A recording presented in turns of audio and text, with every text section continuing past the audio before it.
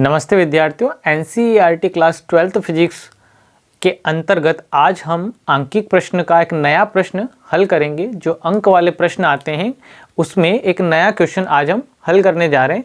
जो नया क्वेश्चन है वह इस प्रकार से है, आइए देख लेते हैं। क्या बोल रहे हैं, विभवमापी के तार की लंबाई 280 सेंटीमीटर पर एक लेक्लांची सेल संतुलित होता है। यानी लेक्लांची सेल के जो संतुलन बिंदु है वह कितना है, 280 सेंटीमीटर है। जब इस सेल को श्रेणी क्रम में इस सेल के श्रेणी क्रम में एक डेनियन सेल को जोड़ दिया जाता है तो संतुलन बिंदु जो है वह हमें 480 सेंटीमीटर की दूरी पर प्राप्त होता है। दोनों सेलों के विद्युत वाहक बलों की हमें क्या करनी है, तुलना करनी है। तो आइए हम देख लेते हैं।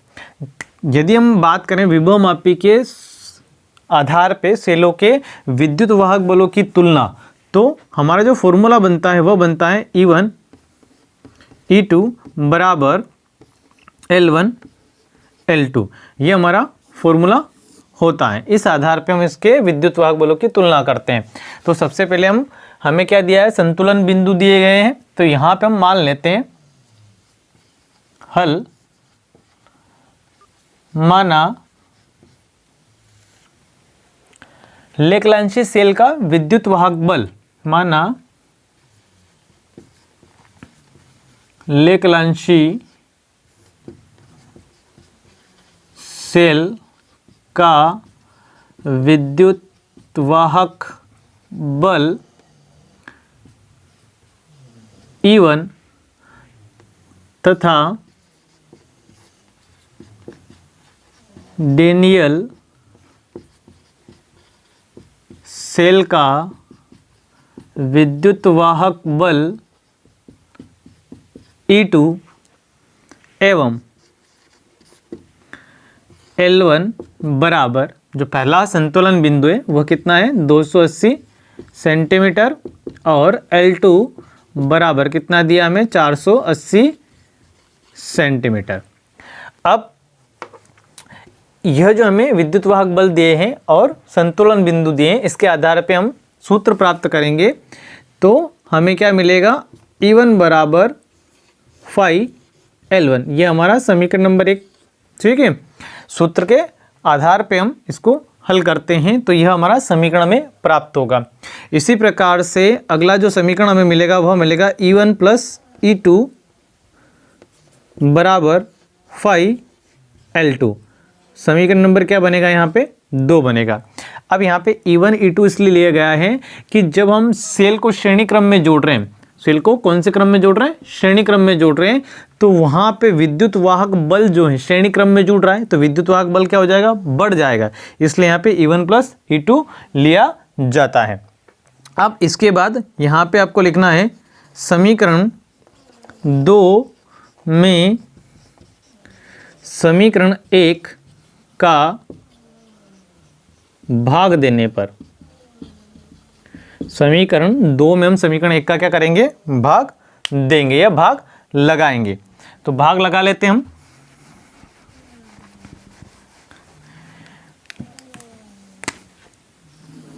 तो जब यहां पे हम भाग लगाएंगे तो यह बनेगा हमारा E1 plus E2 upon E1 बराबर, यहाँ पे हमें प्राप्त होगा phi L2 phi L1। phi से phi क्या होगा, यहाँ पे कैंसल आउट हो जाएगा। यहाँ पे जो एलसीएम है हमारा E1, इसको हम अलग अलग करके लिख लेंगे तो यह बनेगा E1 upon E1 plus E2 upon E1 बराबर, इधर क्या बचा है, L2 अपॉन L1। अब यहाँ पे बात करें तो E1 से E1 भी क्या हो जाएगा, कैंसल आउट हो जाएगा। तो यहाँ पे बचेगा हमारा 1 प्लस E2 अपॉन E1 बराबर L2 अपॉन L1। अब यह जो 1 है ना, इसको हम बराबर से इधर ले जाएंगे मान रखने के बाद। तो यहाँ से हम आगे बढ़ते हैं।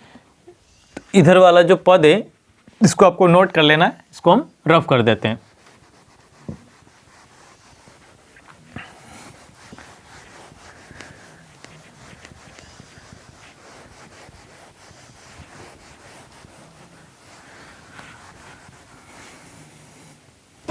चलिए अब यहाँ से हम आगे बढ़ेंगे तो यहाँ पे बचेगा हमारा E2/E1 बराबर, इधर क्या है L2/L1। यह जो 1 है ये बराबर से हम उधर भेजेंगे या उधर पक्षांतरित करेंगे, इधर प्लस का इधर जाने पर क्या हो जाएगा माइनस का हो जाएगा।